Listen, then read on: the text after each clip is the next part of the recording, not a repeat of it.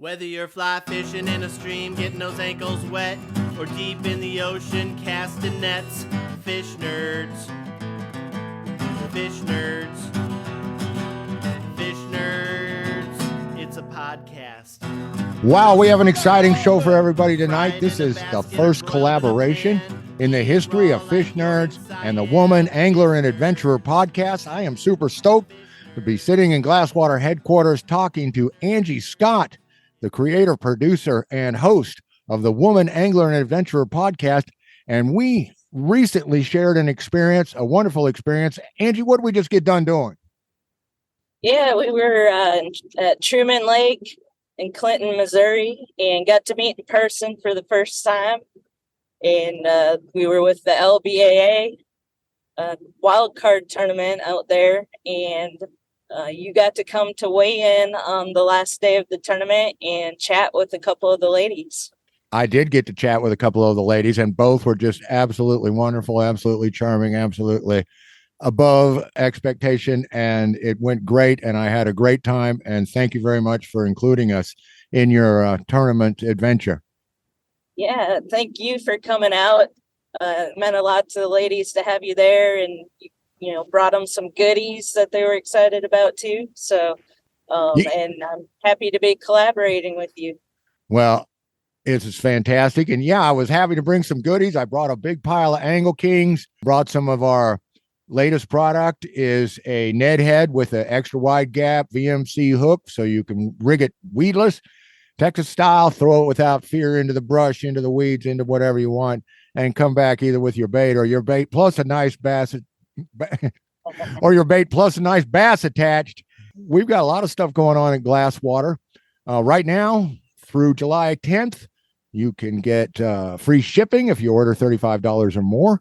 Like I say, we introduced these wonderful Ned heads. We've got microball jig heads, and our latest product we just introduced, thank you to a Fish Nerd listener, we added shad darts. So we have shad dart heads for all of you that like that sort of thing. So yeah, I was happy to get, you know, this was my first big event to get some of the lures out and to meet some people that go out and use them, and hopefully they'll tell me about how much success they had with them. It was certainly a lot of fun.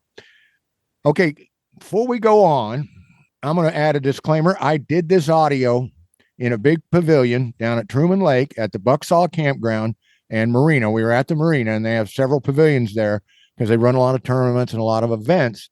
So there's going to be some background noise. There's going to be some occasional this or that, car horn honking, people chatting, what have you, as people moved in and out. And of course, the pavilion was kind of echoey.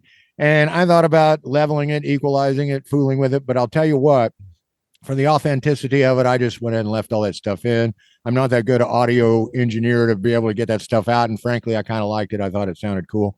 Also, our dear friend Angie is riding in a truck right now. So if there's a little bounce or a little bit of this or that in her audio, well, please forgive, but we're doing our best to get these shows together. And this was our opportunity. So here we go. All right. I want to get started talking about this, Ange, let's talk about your experience at the tournament. You had some good practice days. You found some things out. You had a 3-pronged ABC attack plan. Tell us a little bit about it real quick. Yeah, you know, I'm always nervous going into these June tournaments because, you know, it's that transition period. The water's warming up. The fish are pretty much post spawn and going into their summer patterns. And I've always struggled historically during these tournaments. So, you know, I did a lot of research going into Truman Lake. I'd been there one time before, totally different time of year, totally different conditions, but at least I had some kind of idea in my head of what to expect. And so just got out there, started practice, hitting some main lake points with trees and throwing big, you know, kind of ribbon tail worms. Had some success with that pretty much right off the bat. So that was exciting. Got into a little topwater action in practice too. And so that was kind of my plan going into it was hit that topwater in the morning, Found a nice bluff wall that didn't have any trees on it, which was nice because that allowed me to be able to throw a jerk bait and a crankbait, and fish would come up to feed occasionally. And it seemed like I could pull one or two off that bluff wall. So that was kind of in my plan as well. And the first day of the tournament, it played better than I could have hoped. Top water was awesome. I had my limit in the boat by 8 a.m. And, that lake too, another challenge is the largemouth have to be at least 15 inches. And then if you run into some spotted bass, they only had to be 12 inches. So I had 4 largemouth in one spot in the live well by 8. And then I was able to cull that spotted bass with a largemouth that I pulled off that bluff wall by 10:30. So it was a pretty exciting day for me. And then we just kind of grinded the rest of the day, kept catching short fish, a lot of 14 inchers in that lake right now.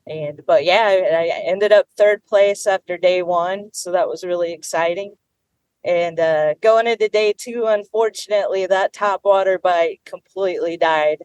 I caught some couple short fish on the top water, but wasn't getting any big fish. Pulled my one keeper of the day off that bluff wall, and kept grinding that, hoping to get some bigger fish, but it just wasn't happening. So it's interesting to hear Pam Martin Wells, when she spoke at weigh-in, she kind of found that they flipped and they were doing the exact opposite. She was catching them on the worm in the morning and then top water the rest of the day. I was like, oh man, if I had been able to discover that could have turned things around a little bit. So you come in, you got one fish for weigh-in, all right? And here is a little bit of audio from the weigh-in. Let's see what you've got. Angie Scott had 960 yesterday. She was in pretty good position. How many you got, Angie? 1 today. Oh my goodness, the wheels ran off of her deal. 174 today. 174 for Angie Scott. Gives you over 10, but that's not going to be enough to take home a check. All right. I really like your MC guy. I really, really do. But told you were out of the money. So I went wandering off somewhere. And you told me you were out of the money when you first pulled in. You were a little disappointed, a little despondent. But what happened, Angie? Well, it just everything. Well, I found out later everything kind of flipped from day 1. That top water just wasn't happening in the morning. Was catching some short fish, and went and hit that bluff wall a little earlier than I did the first day, and thankfully that's where I got my one keeper. But come to find out later, I did have a little bit of an interruption in my day too. We were in a good pocket. Oh my gosh! Oh, sorry.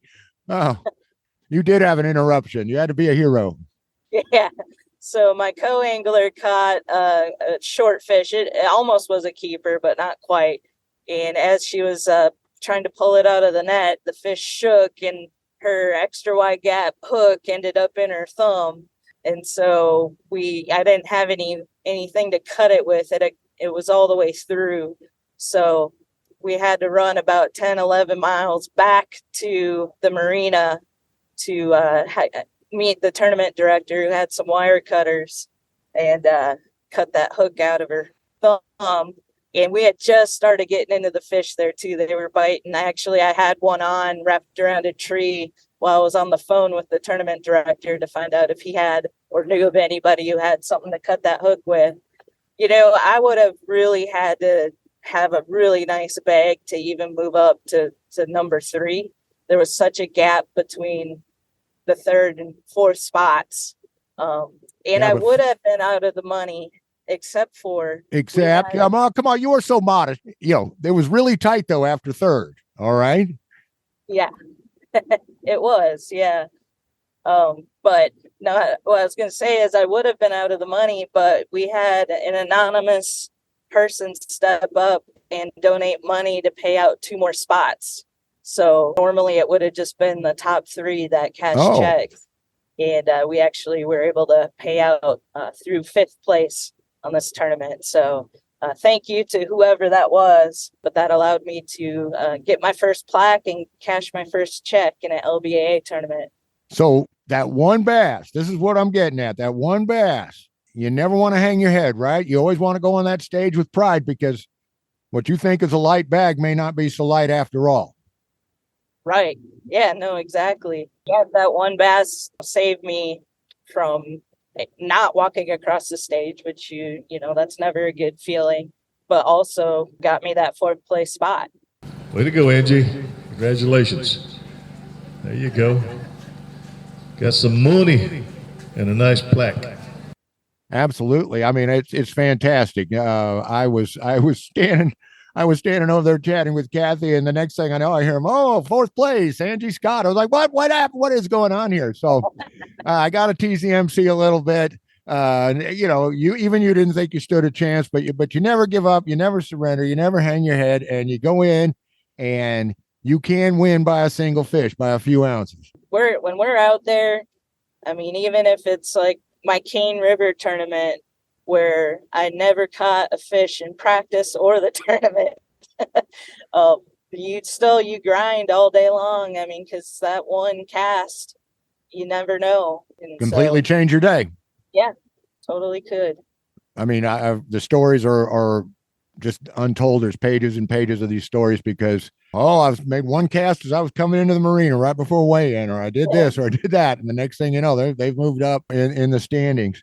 Well, that was a real treat. In fact, the whole experience was just nothing but one fun thing after another. So you introduced me to 2 great lady anglers, and I've got interviews with both of them. The first one, I think, shall we do Cassie first? Yeah, go ahead. All right, let's do Cassie Hall first. This is Angie's friend, Cassie Hall. She fishes as a co-angler, and I wanted to know kind of what it was like to fish as a co-angler. Kind of take me back to when I was a kid and at the mercy of whoever was running the boat, whoever was in the front of the boat. And I just was wanting to compare notes with Cassie and hear a little bit about what she does with LBAA and what it's like to be a co-angler. So unless you've got something you want to say, Angie, shall we let her roll? Yeah, no, Cassie's amazing. So everybody enjoy. Enjoy.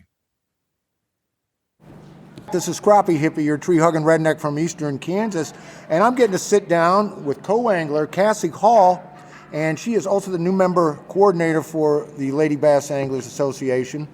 Cassie, I got a lot of questions for what it's like to be a co, but first of all, explain to me kind of how you help these new anglers when they come into the club.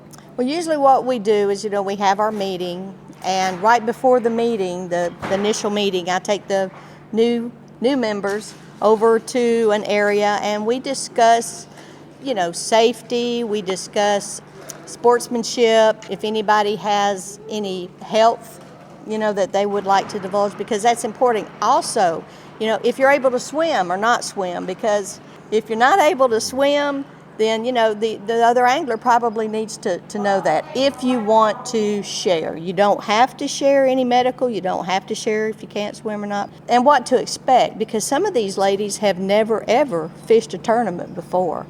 I mean, we've had a lot of new people come in and fish that have never had tournament experience. As one of them is me. I mean, I never had any tournament experience. I was totally green when I came in. Well, this is a wonderful place to get your feet wet, since we're talking about falling in the water and who can swim and all that, but hate to use a cliche, but it really is. I get this again and again and again. The more I talk to people and the more I listen about, why there has been talk about, do we even really need women in men's leagues, and the consensus seems to be that yes, we do, because to get your feet wet, to get started, it's nice to have a sisterhood to get that start with. It is, and this sisterhood that we have here is unbelievable. I mean, we all are considered, we're family. We're all, and of course, when a family, you're all going to have your little pet peeves and stuff, or little arguments or whatever. But when we get on the water, that's different. When you get on the water, everybody's competitive, but when we're off the water, we eat together, we have fun. I mean, it's just a big family reunion, basically. That's what I heard.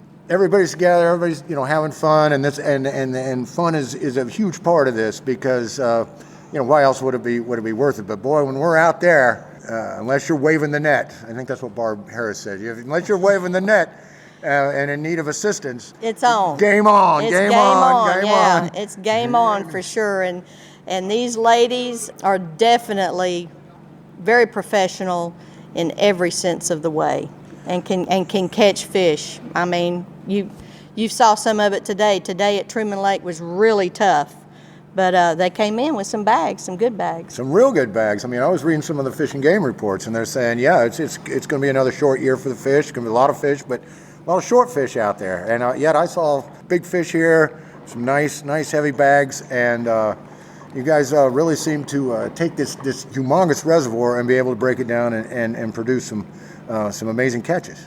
Yeah, today I fell a little short. Yesterday I had a nice 343, and today I had a .99. Lost a lot of fish, and as you mentioned, a lot of short fish. Lot of short fish. This fishery in about a year, I guess, maybe a year or two, with all those short fish with 14 and 7/8 and 14 and a halves, they are going to rocket in the next year or two. They're going to be some nice fish in these waters here. So I hope find you guys back in some sort of capacity. I hope so. Secret and Cheryl, two amazing ladies. If it hadn't been for Secret and Cheryl, the ladies here, we would have had nowhere to go and nothing to fish. So as far as women's tour. Explain to my Fish Nerds audience, who is Secret and Cheryl and what's going on there? Secret York, she's from Kentucky, and Cheryl Bowden is from Texas. And they got together and decided to start a tour for women. And they did.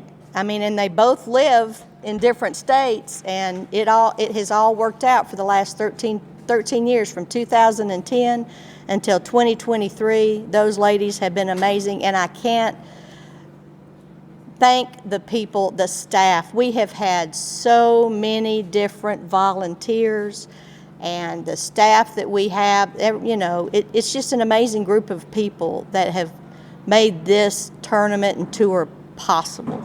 Well, it's a fantastic thing. You're just talking about people being professional. It's such an investment, and it goes beyond the cash. I mean, it's time. It's getting people to cover your home bases while you're out doing this. Pam told me, it really takes a tribe. It takes a family. It takes a group of people to make it possible.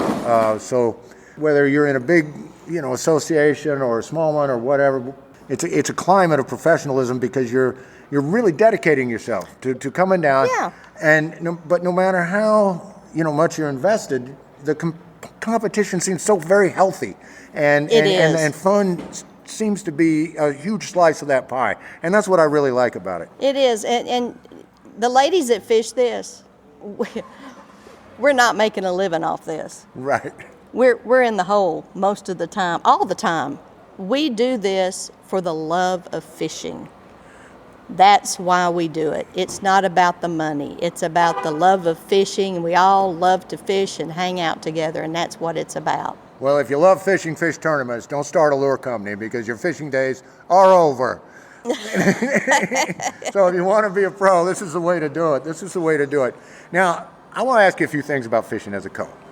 All right? Let's talk about the pros and cons. Which one you'll start with? Okay. We can start with the cons of being a co-angler. Let's start that way. The cons of being a co-angler: where to put your stuff. It's kind of funny. The boaters, some of them, they'll kid you. They'll see you walking up with all these bags and about 8 or 10 fishing rods, and they're like, "Are you moving in?" We're like, "Well, yeah, you've got a whole boat.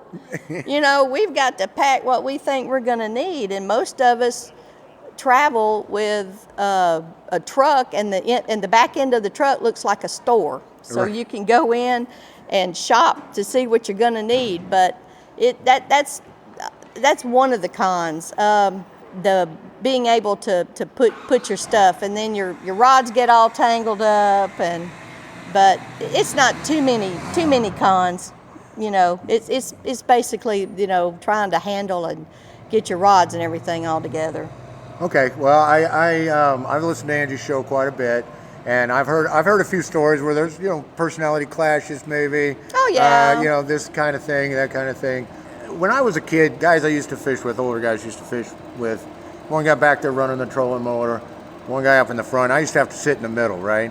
It sounds like a lot of the pros are very generous people as far as trying to get you in a place where they're catching fish. They try to get an angle, but sometimes you ever have a pro that's just so intensely into it, all of a sudden you're swung out over 40 foot of water when you'd really like to hit that bank? Well, most of the ladies here are, they don't front end you, but. So you don't need a little pea shooter to. No, there are times though when you're getting a bite, they don't know you're getting a bite, and they hit their foot on the trolling motor, and you're like, oh, but what are you gonna do if you want to be in charge or in control? Be a boater. That's the way I look at it. Be a boater. So yeah, you may miss a couple bites here and there, and the next thing you know, you're in 40 feet of water and you don't know. But most of the ladies are really good about leaving their monitors on so you can see exactly, how deep or how shallow you are. Oh, okay. So they've got the front and back arrangement for when they're running. Yeah. You can see the running. You can see the contour lines. Yeah, you see the sounder. Okay. Now, let's go ahead and move on to the pros, because I know one of the things that people talk about is, wow, what a thrill to get to fish with Pam Martin Wells or Terry Cindric or even Angie Scott. It's a thrill. And I have fished with Angie, and she's a lot of fun. Well, then you're luckier than me. You haven't fished with her? I have not had the privilege. She needs to take you fishing. She sure does. She needs to take you fishing because she's quite an angler. She really is. And I have learned so much. If you want to learn, if you want to fish, this is my suggestion. Find you a tour and go as a co-angler. It is amazing what you can learn. I have learned so many different techniques. I never drop shotted in my life. Now, don't get me wrong, I really don't like to drop shot. But it's a slow way to fish. If there's a need to drop shot, I will drop shots. But it's not my favorite thing. I have learned how to rig baits different. I have so much knowledge from each individual, because you've got one lady here that she frog fishes. I don't care if it's raining, if the sun is high in the sky and you got bluebird sky, she's gonna throw that frog, and she's good at it. Her name is Linda Gessner, and she can flat frog fish. And she can bring up a strug on a frog when you think it's just craziness, huh? She's amazing. Wow. She's amazing with the frogs. I'm telling you, she's awesome with a frog. Well, see, you can tell this is a fishing podcast, because how many opportunities in life do you get to say she's amazing with a frog? Yeah. I mean, you're either talking about a biologist or a bass fisher, right? Right. This girl, she can Kermit. I call it Kermit because she can throw Kermit a mile and she can catch fish. That's amazing. That is fantastic. I heard one of the ladies say, "Oh, I've got a boat. I could come out here and fish pro, but here for the past few years I've fished co, just so I can fish with the different people." A fascinating perspective. That's the kind of thing that I find really interesting about the co-angling, is that you develop these partnerships, these friendships, these mentorships, these sort of a thing as you're going along. The mentorship, you can ask anybody. Now, they're not going to tell you what baits to throw. All right, when you get on the boat with a pro, some of them they're gonna be a little sketchy until you get out on the water. Because after the meeting, we all meet with who we're going to partner up with, and some of them will say we're going to go fishing, and some of them will say, well, we're going to be in deep, we're going to be shallow. But I'll tell you this: once you get out on the water, it's different. They will share with you exactly how they're going to fish and what they're going to do. And they're kind of reticent in here, keep the little birds from getting a little too close. There you go. Once you're out there. Now, when you're out there, and is there times where they want to do A, but you're thinking maybe B would be a better option? Do you guys ever powwow, or do you ever exchange opinions on where we're going to fish or why? Well, like today, I fished with Ann Carroll, And she's a good angler, and she was like, look, if there's somewhere you want to stop, she said, just let me know. I've had several boaters ask, hey, if you see something that you want to throw at or you want to go, just let me know. And but 9 times out of 10, these pros have looked at maps. They have practiced and charted and know where they're going to go, where they're going to stop, what time of day they're going to stop. So it's pretty much charted out. But occasionally you'll have one that says, hey, it's not working today. You got any ideas? And yeah, you can give them a couple ideas, and they may take you up on it or they may not. Well, there you go. But have you ever given advice and had them thank you at the end of the day, saying, wow, that was a good inspiration going back into that pocket or up that creek? I mean, there's been times where there's a co-angler here she's my best friend pretty much. Her name is Diana Ebahawk. And when I first met Diana Ebahawk, I asked her, I said, what do you do for a living? And she says, well, we raise turkeys. And I said, so you're a turkey farmer? She's like, well, yeah. So she gets on a boat as a co-angler. And there have been times where the boater has started fishing like what she's doing, yeah. And she shares baits, and we've had the boaters share baits with us. So I mean, it does happen. It does happen. Well, I get a sense of pride, of shared pride when you're a co and the boater does well, or vice versa. But of course, the biggest thrill is when you both do really well. Well, yeah, because you're not fishing against the person in the front of the boat. Exactly. So the boaters want the co-angler to do just as good as they do. They want you to catch fish. There's not anybody out there that fishes in the front of the boat in this tour that doesn't want their person in the back, the co-angler, not to catch fish. Well, it sounds like such a great place to get started. I've got a little friend that I haven't met yet, but this young lady that was on the Fish Nerds podcast. Her name's Rosie. She's 8 years old. She's a fishing prodigy. It's so great for her to have a whole different world than say when Pam started fishing, when you started fishing, Oh, yes. when I started fishing. She has tours and heroes and precedent and things she can plan for, look up to, dream about, and see girls and women out there doing this. So one of the things that Angie talked about growing up is how the magazines, the media was pretty much devoid, outside of a few notable people, of ladies at all. Oh yeah, I mean now you're 30% of the game. Yeah, I mean, a lot of people don't realize, Pam Martin Wells, she fished the Bassmaster Classic on Lay Lake. But before Pam Martin Wells, Kim Bain Moore, she's from Australia, and she actually lives in Alabaster, Alabama, and her husband have Reaction Innovations. She was one of the first ladies to ever fish the Bassmaster Classic Elites. She qualified from the WBT, and then the next year Pam Martin Wells came along. She did really well on Lay Lake. She really did. Yeah. I was her marshal. Oh, and really? Yeah, I got it. Yeah, she did really good on Lay Lake. Well, that's just fantastic. I mean, the ceilings are being broke, one after another. Take as much time as you want. Final word from Cassie Hall. Tell us what's on your mind, or something you'd like to see, or the future of women's fishing. I don't know. Just what's on your mind, Cassie? I would love to see this tour continue. Like I said, Secret and Cheryl have put their heart and soul in this tour for 13 years. Wow. And it would be awesome if somebody would come in and help us out. Because if not, Bull Shoals, that would be it. And I may start tearing up because it's tough. It would be. It is tough. It seems like you've been just involved, clear up to your neck in this, and I would love to see it continue. I think, it's just a matter of finding the right people to get the sponsor support and to realize that this is an opportunity. This is an opportunity not just for, lure companies, but for clothing companies, for everything, all anything, kinds of things. Fishing industry, anything. I mean, it's the way to get the word out. Just somebody come in and help us out a little bit, because I sure hate to see it. I hate to see it end, especially for the younger generation.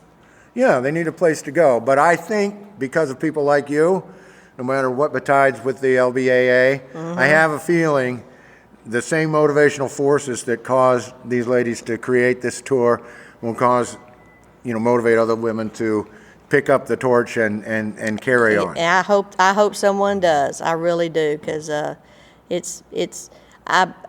understand with Secret and Cheryl.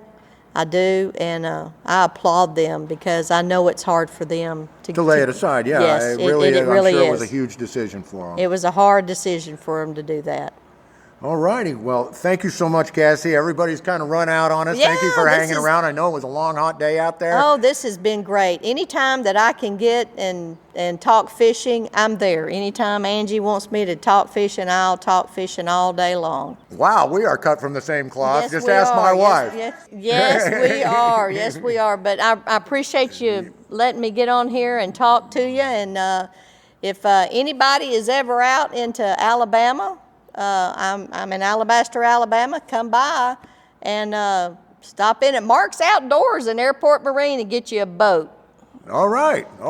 Well, I'm going to Google map Alabaster, Alabama right away, just as soon as we're done. All right. Yeah, look me up. We'll go fishing. Well, thank you, Cassie. Thank you for taking Thank some you, time sir. to talk to the fish nerds. All right, and roll tide. Roll Tide. All right. All right. Thank you. You bet. Enjoyed it. All right. Now, wasn't that a lot of fun? Isn't she just something else? I tell you, can't get over how sweet she is. She said you guys have fished together. Any memorable moments? Any big things there? No, it was a ton of fun. Cassie has a lot more experience at this than I do, so it was interesting to be the boater and have Cassie on the back of the boat. But we were fishing both shoals in that 30-foot high water conditions, and in another summer tournament where I usually struggle. So she was actually coaching me on positioning the boat, fishing some of these deeper points. And unfortunately, we had a tough day that day, but it was kind of fun with her. We were, fishing one of those points. Some fish had just come up to feed, and I saw a school of bass, maybe 4 or 5 of them, cruising the bank, and just happened to throw my Senko at them. And that's where I got my one keeper of that tournament. And it happened so fast. It was an exciting moment. It was one of those deals where I was reeling in that fish, and there was another one chasing it. And I was hoping Cassie would be able to pick one of those off too, but just like I said, all happened so fast. But it was a really fun day with her. She's just entertaining and one of those people that just brings a lot of positive energy. All right, Angie, you are the absolute best. You set me up with an interview with Pam Martin Wells. Please tell our Fish Nerds listeners, who is Pam Martin Wells? Yeah, Pam Martin Wells has been at this fishing thing for a really long time, and her results speak to that. She's also a coach for Emmanuel Christian College, and her team does very, very well. So she is the most winningest female angler of all time, and has also fished the Bassmaster Classic a couple of times. So I was excited to be able to line up a conversation with her and you, and I could tell she really enjoyed chatting with you, and I'm excited to share the conversation with everybody.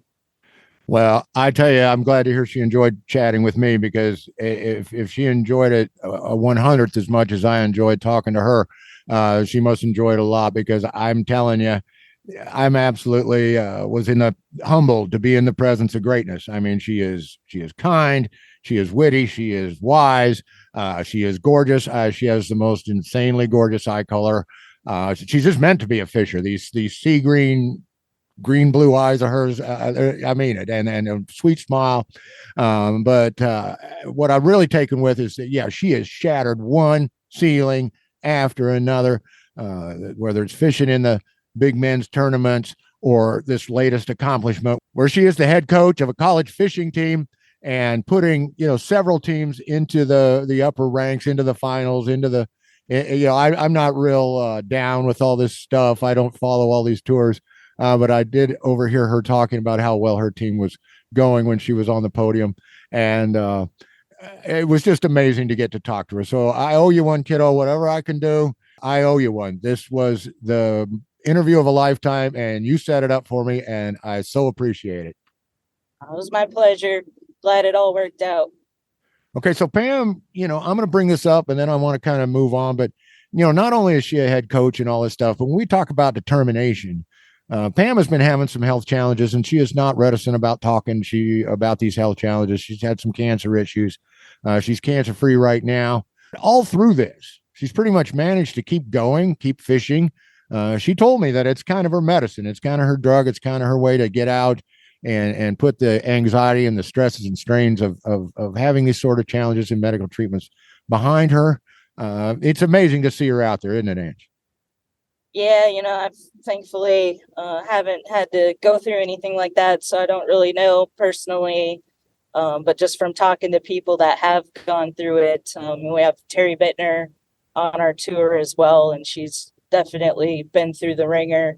And so, her and Pam have kind of bonded, but hearing Terry talk, she's just blown away that Pam's been able to get out there going through all these treatments and stuff and still doing very, very well as well.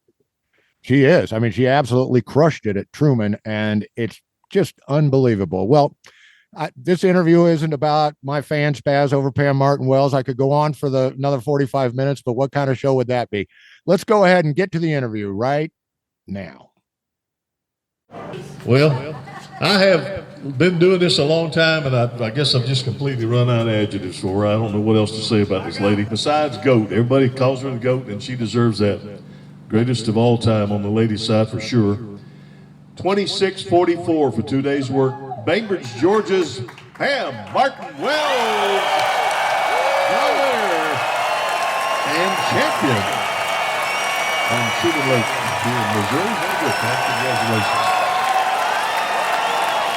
All right, Pam, you are a head coach at Emmanuel College. That's down in Georgia, where you're from. You're from Correct. Bainbridge. That's correct. And you've broken the ceiling. You're a head coach on a fishing team, college fishing team.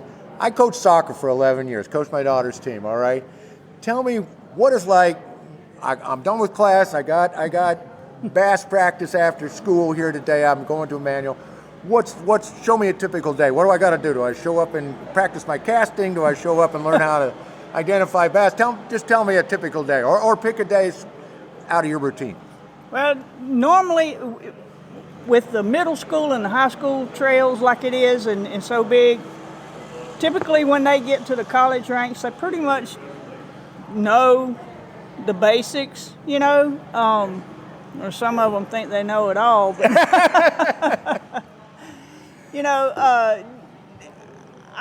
I guess the main job for a coach at the college level is logistics with the tournaments, and certainly offering any advice that they might need. But I mean, we're dealing with 18 to 21-year-old young men for the most part, and I'm sorry, but they know it all.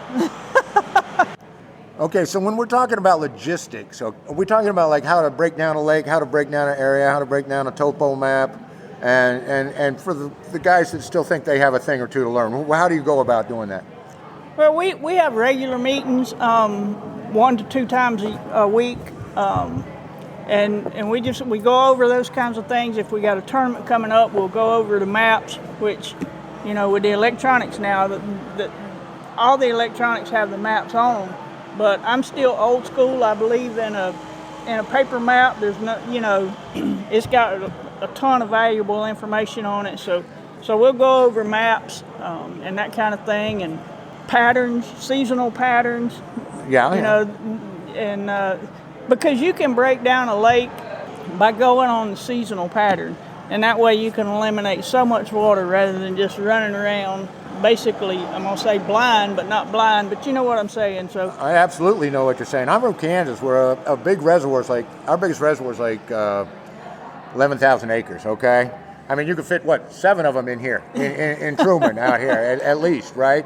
And the size and everything else, if you can't eliminate water, you're in deep trouble. Yeah, deep trouble quick. Yeah, because, most of these tournaments, we only have 2-3 days to figure it out. So if you go to an area that's new and, you've never been to that kind of thing and you only got 3 days, you know, you got to start somewhere. So that's the biggest thing, is to break it down into seasons, and then it's relatively easy, because if you say, okay, like here for example, the fish should be post-spawn, okay?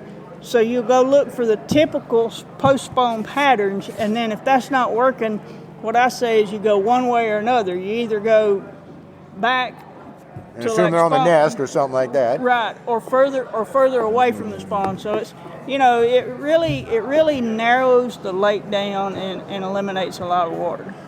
All right, so what you're telling me then is the lake is kind of like the other team, right? You've got the other teams out there that you're fishing against, Right. But since, you know, it's not a contact thing, so, you know, I'm like, you know, get tighter on number 11. It's not that, it's like, get tighter on this cover. That's right. Look for this kind of spot, this kind of thing. So the lake is Exactly. as much your opponent as actually it's everybody in the tournament. That's right. Exactly. It's not adversariable, that's adversariable, people. I just invented a new word. But it's not adversarial in that you love your lake. You know, you're all outdoors people. You love the nature and everything, but you got to know that lake's going to try to frustrate you. It's going to try to defeat you. No doubt. And without a little help from Coach Martin, it just might do that, right? Yeah, it will do it. Fishing is one of the most humbling sports. When you think you know it, they will let you know absolutely nothing.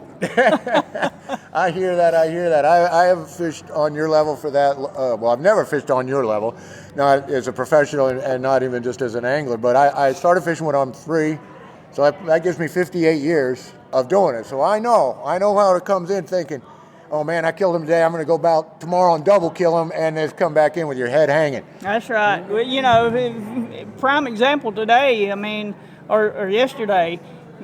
From yesterday to today, things changed dramatically. I went to the same spots, but had to change tactics in order to catch them. So, yeah, it's a sport that keeps you on your toes for sure. Well, it's that depth of experience that lets you know that, hey, because there's 2 reactions. Either there's like lose your head and start running around everywhere, Right. or just start emptying your tackle box and not giving any particular bait or group of baits a fair shot at working. So, you know, it really is a struggle. Do you have that on your team? You have some kids you need to calm down, say, hey Jerry, you gotta just get back in a good headspace. Yeah, exactly. I mean, I've got some that you know, they get spun out really easily, and I can tell that by their gas bills when I get their gas bill at the end of the tournament. I'm like, hey, there's no way you burned this much gas, and they're like, yeah, I did, coach. And I'm like, well, you weren't doing much fishing, but yeah. So, you know, sometimes you just gotta step back and calm down and think about it. I mean, it would have been.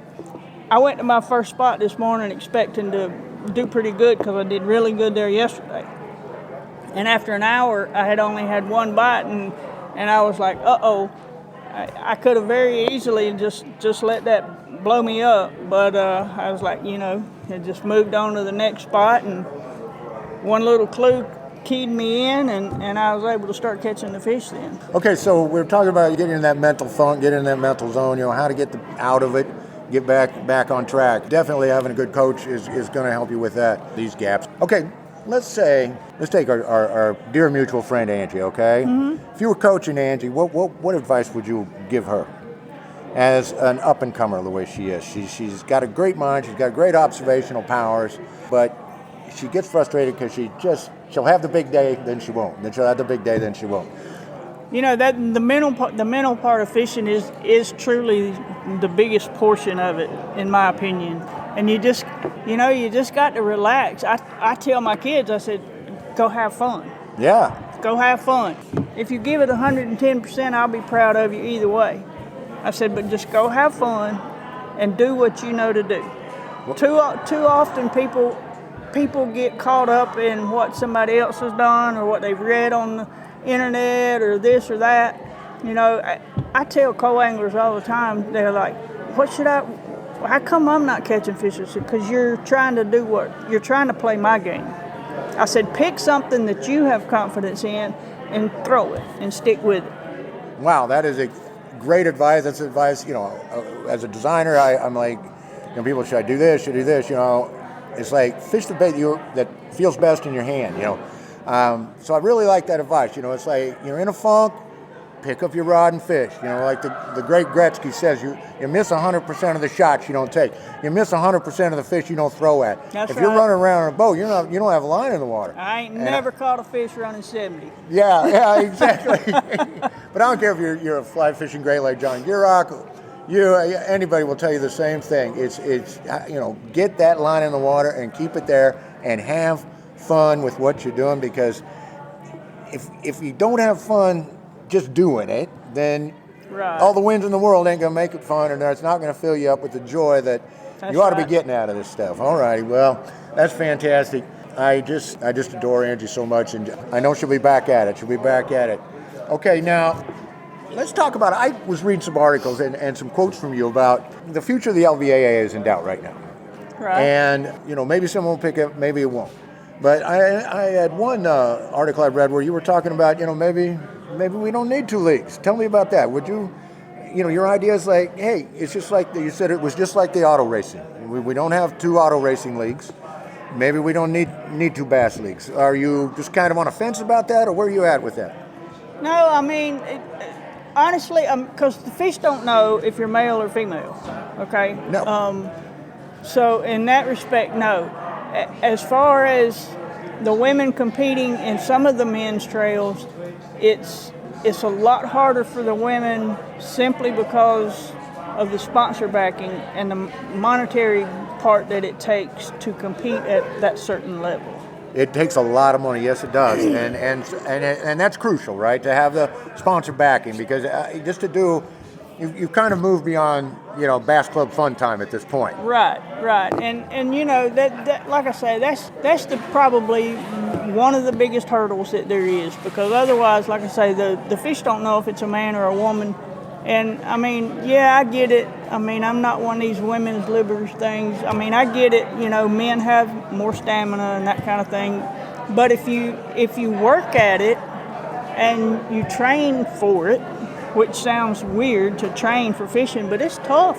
It's tough. Well, we just call that getting experience. We're just talking about it right now, because I will tell you where, I'm sorry to interrupt, but, men may have more stamina, but I think women have more intuition and more intuitive sense. I mean, I have like my daughter, she likes to fish, yeah, but, but sometimes, you think all of the fishing I've done, I just wail on her constantly. That is not the truth. She can just go out and just start catching fish. This blows me away sometimes. She will just know what to do somehow. I mean, it would be great.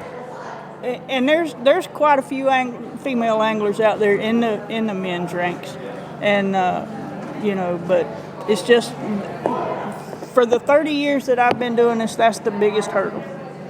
Is the monetary backing to get out there and do it like they do. Well, that's good to know. But I see bright spots coming up the road, because when I first started looking into this, it was like 20%. Now, in 25. Now they're saying, a third. And I'm just like, well, sponsors got to start waking up. I mean, if a third of your customer base is ladies, then maybe you might start giving them a little more support. But I've also noticed from listening to Angie's show that a support system, and not just financial, but whether it's G-Man and his wife, or you and your wonderful husband right over here, people seem to have a cheerleader that's saying, go, go, go, I'm with you all the way. It takes a tribe. It takes a tribe to do this. I mean, from having the support like I do from my husband and a lot of the guys do with their wives, to people back home, your family, somebody that's taking care of your business while you're on the road, whatever, So it's not just a one-person show. I mean, I think that kind of hinders some folks when they're just trying to start out, and you can't do this on your own. You got to build a team. That's team. Right. And people say, well, women have different obligations. Even though society's changed a lot, they generally want to be the primary caregiver for the kids. It's not even a matter of being forced to do anything or any of that. But it sounds like, it really does take a team of people. I mean, I know Angie and Dana, they're hand in hand. Without Dana, it would be a lot harder for Angie to be doing what she's doing. And I know that I've heard some great stories about you and your husband out on practice days and so forth, and how, what a great bond you guys have.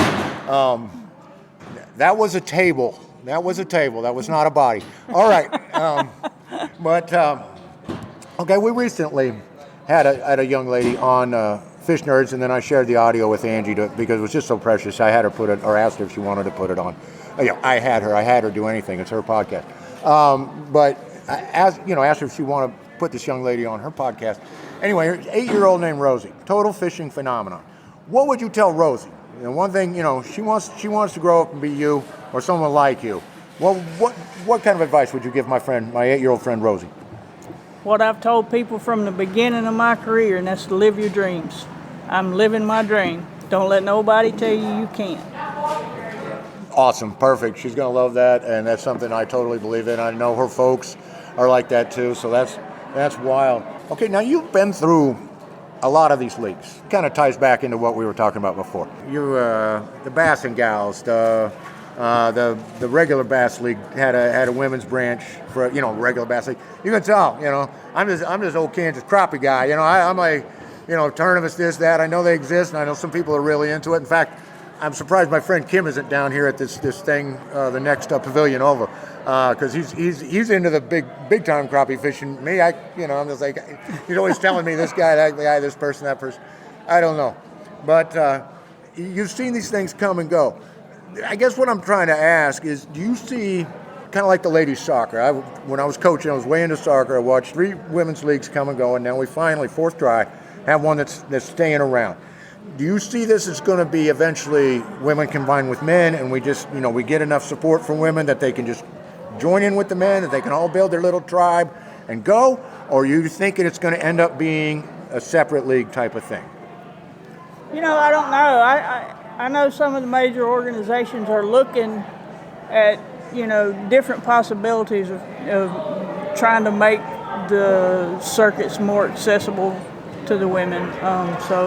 I don't. Honestly, though, I hate, because I always felt like, and I hate to even say this because I never talk about myself, but I always said that. Don't worry, I'll talk about you. That's fine. with the same backing and opportunities, I have no doubt that I couldn't have competed on that higher level. But I think, irregardless to that, whether there becomes a mixed whatever, I still think there needs to be some grassroots women-only things just for the purpose of getting some women used to it. But, however, having said that, with the high school tournaments and the college tournaments now, that's kind of like a training ground for these young ladies. So, it's a lot easier for someone coming out of college to transition to fishing, BASS or Major League Fishing, than it is just Susie Q over there that's, had a couple babies but's really good a bass fisherman. It's a lot easier because these young girls have been through this. Does that make sense? It makes perfect sense, because this is what I keep hearing is a lot of, I'm glad I have the LBA. I'm glad I can start out in sisterhood. And, because, gender needs are different, approaches to the fishing are different, priorities are different. Like everybody here, in my opinion, and my opinion matters because I'm doing the interview, is that, you're very competitive. You are very competitive, but I don't, but I don't see a lot of PP contest type situation going on. I don't see anybody in a snit. I don't see anybody stomping out of here. I don't see people getting a little too much of their, I know you get that gut wrench. Even I'm not even in this, I'm watching the weigh-in, and I can tell the disappointment on some people, and, it's still that same experience on a lot of levels, but I don't see it being that defining moment or people totally validating themselves through the fishing. It seems more of a sisterhood. Am I accurate, or am I just blowing smoke? No, for the most part, yeah. That's, the way a lot of it is. Now, I've been doing this long enough, and I'm just very competitive. I'm wide open. Am I friends with all these ladies? Yes. But when we get on the water, I tell my partners, I say, look, if you need something in the boat, you're gonna have to get my attention. I say, because when I get in the boat, I'm in the zone. I've got tunnel vision, and you don't exist back there.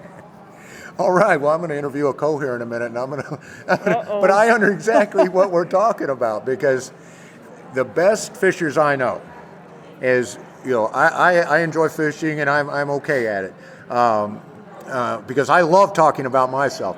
And once I get tired of it, you can go ahead and talk about me. But no, seriously though, the best fishers I know are quiet, totally in the zone. The guy that field tests for us, our chief field tester, when we're fishing, I'm just like, anyway, I have the design, I really think it'd be, he's just like, yeah.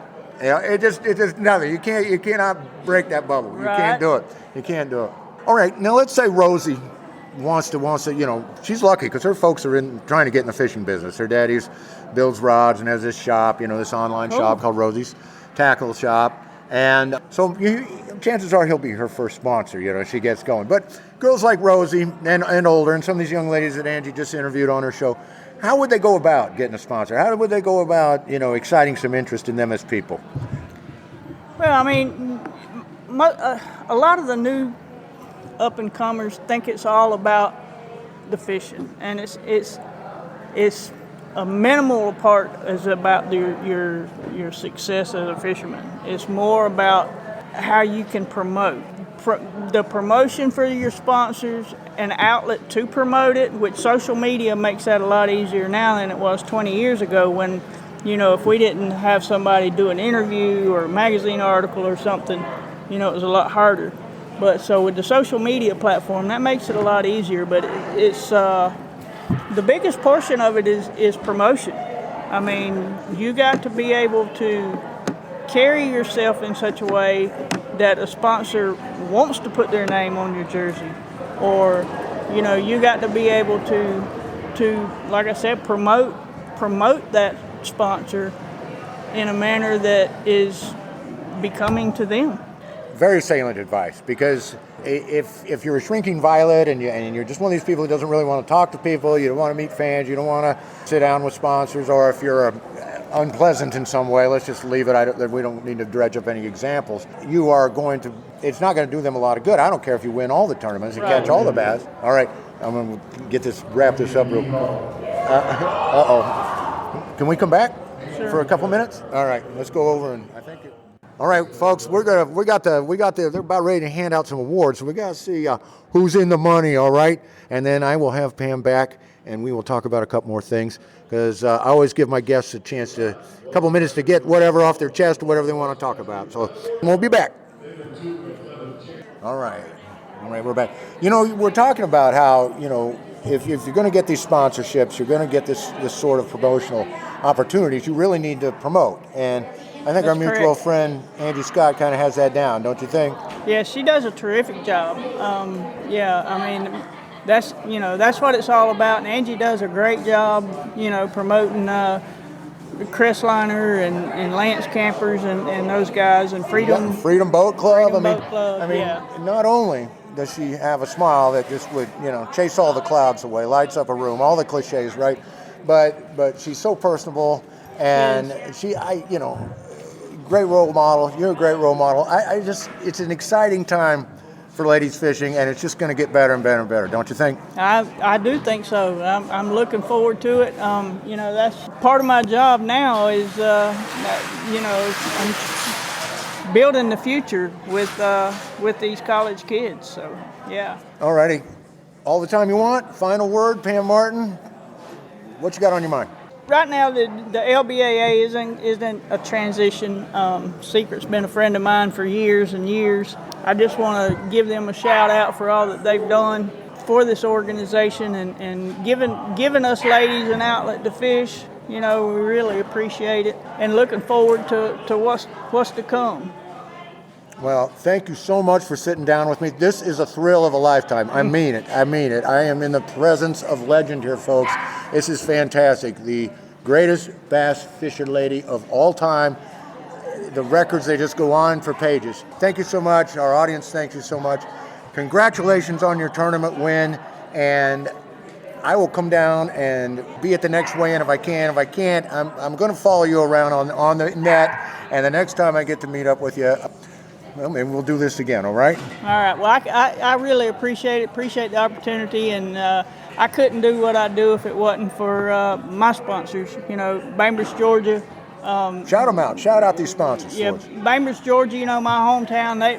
They supported me for years now, and you know, it's a great place, great Lake Seminole there. So it was the perfect training ground for me.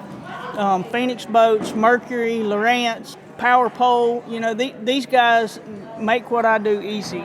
So, you know, I couldn't do it without them. Especially Gamma Line, because in all these trees, today the past 2 days I was using just 14-pound test in all these trees, and I never once broke off. Tremendous line, so.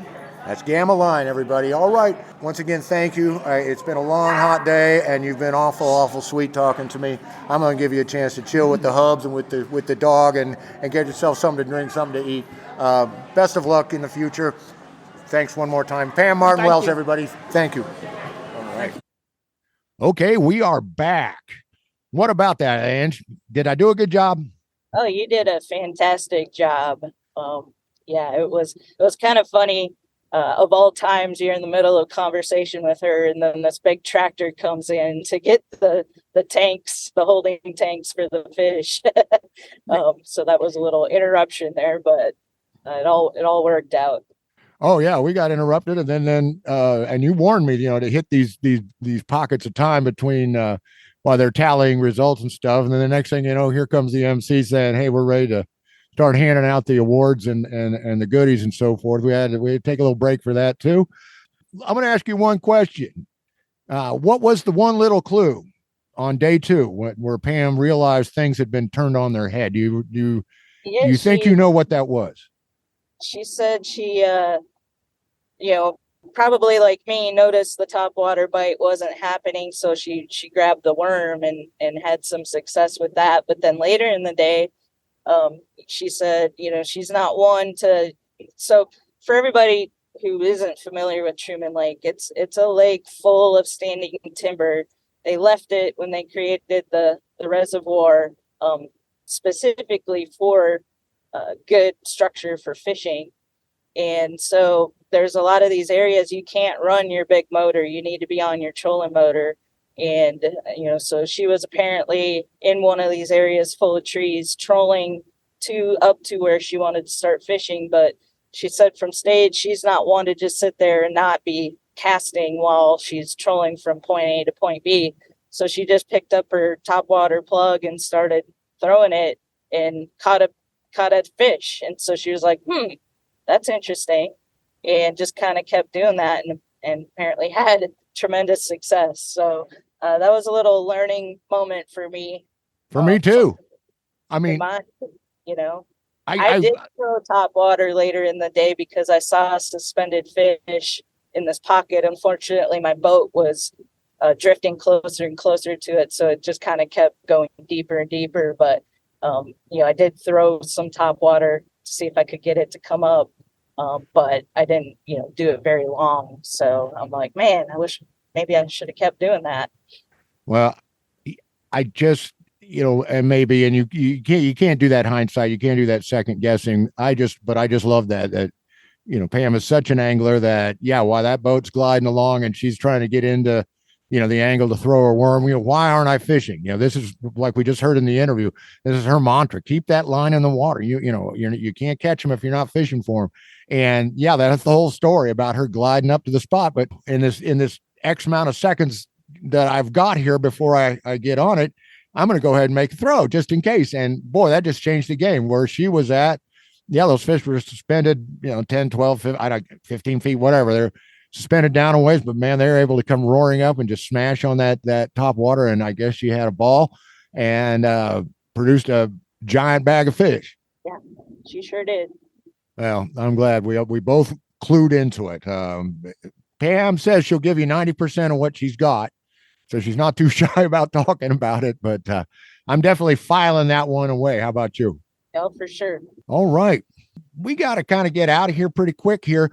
I just want to follow up and see where you feel. How do you feel about that statement about men having more stamina? In the interview, Pam says something about men having more stamina, and I kind of just went along with it because I was kind of in the moment and so forth. But I started thinking about that later. We were talking about the difference between male and female anglers, and I was kind of bring this more stamina thing into question. How about you? Yeah, I don't know. I guess I could maybe see that, but I think that's a pretty generalized statement. I don't think it would apply to everyone.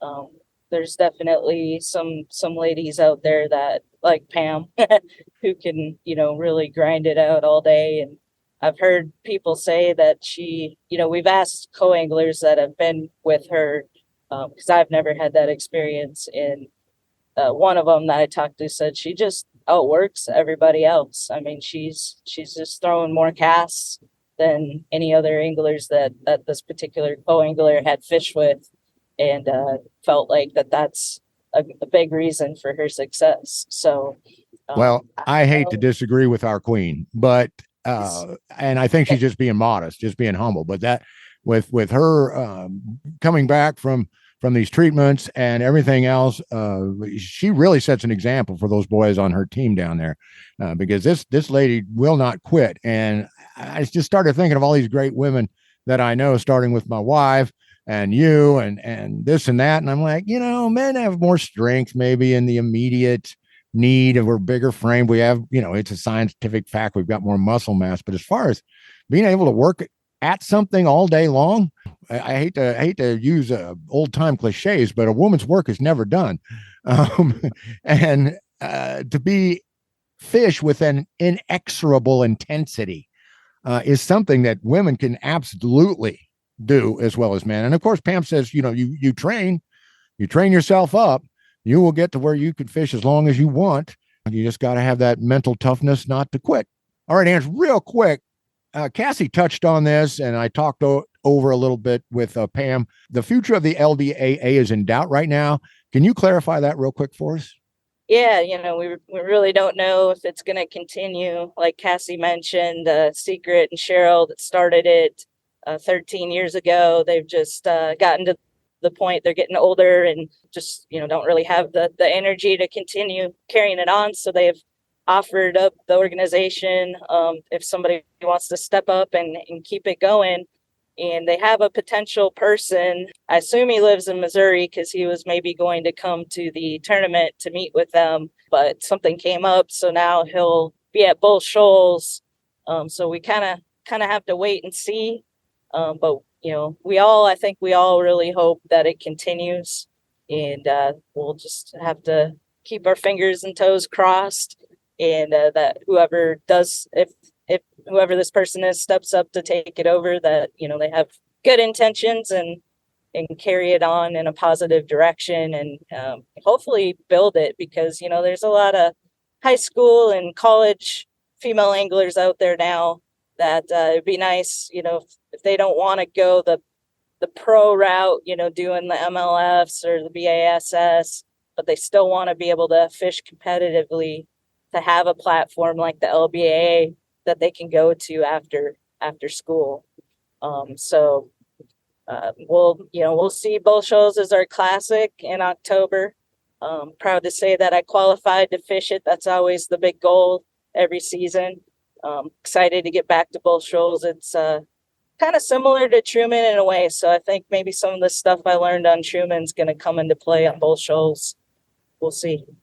Oh, I bet it will. And I will have my fingers and my toes crossed. Actually, I've got a horrific bunion on my right foot. So I got toes that just kind of stay crossed. I don't know if that counts, but there's a mental picture for you.